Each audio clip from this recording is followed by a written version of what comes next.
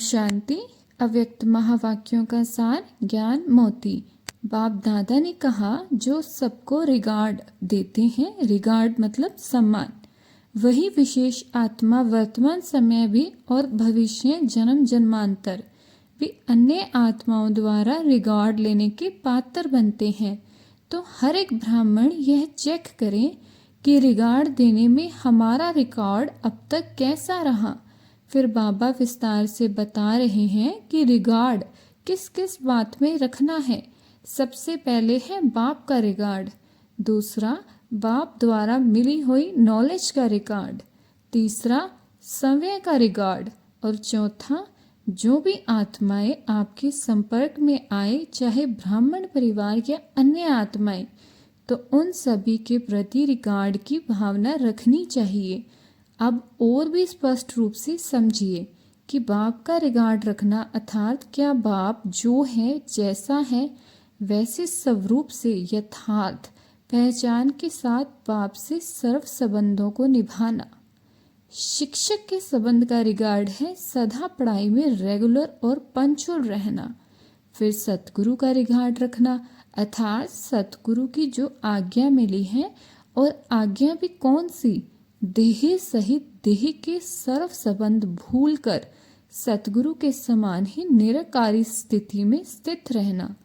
और फिर बाबा दूसरी बात बता रहे हैं, नॉलेज का रिगार्ड अर्थात आदि से अभी तक जो भी महावाक्य उच्चारित हुए हैं उनमें अटल निश्चय हो।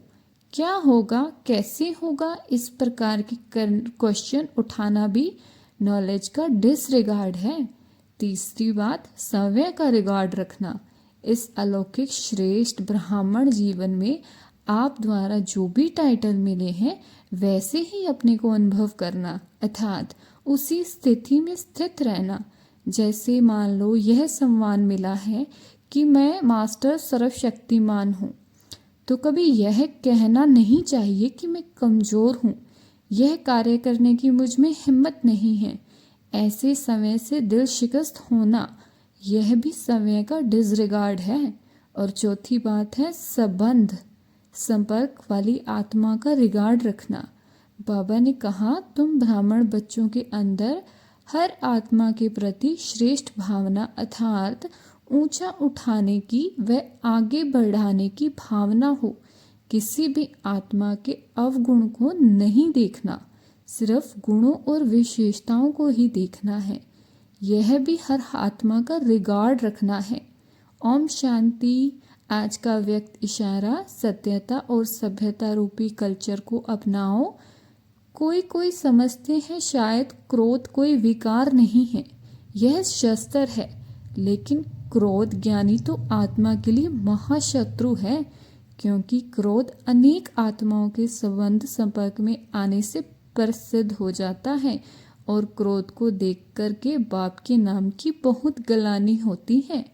कहने वाले तो यही कहते हैं, देख लिया ज्ञानी, तू आत्मा बच्चों को इसीलिए इसके अंश मात्र को भी संपापित कर, सभ्यता पूर्वक व्यवहार करो। और अब समझ आया आज बाबा ने क्या कहा।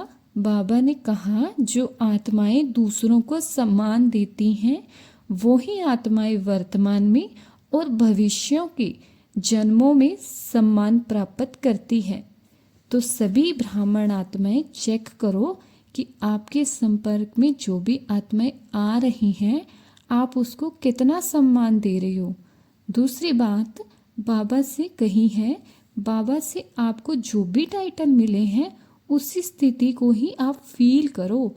जैसे आपको सम्मान मिला है कि मैं मास्टर सर्वशक्तिमान हूँ, तो आप सब ये मत कहो कि मैं कमज़ोर हूँ या मुझ में हिम्मत नहीं है। हम सब सर्वशक्तिमान बाप के बच्चे हैं, तो हम भी मास्टर सर्वशक्तिमान हैं। और एक बात और, जो भी महावाक्य अब तक कहे गए हैं उन पर प्रश्न नहीं उठाना, बिल्कुल निश्चय बुद्धि होनी चाहिए। एक बाप पर ही कुर्बान जाना चाहिए। ओम शांति।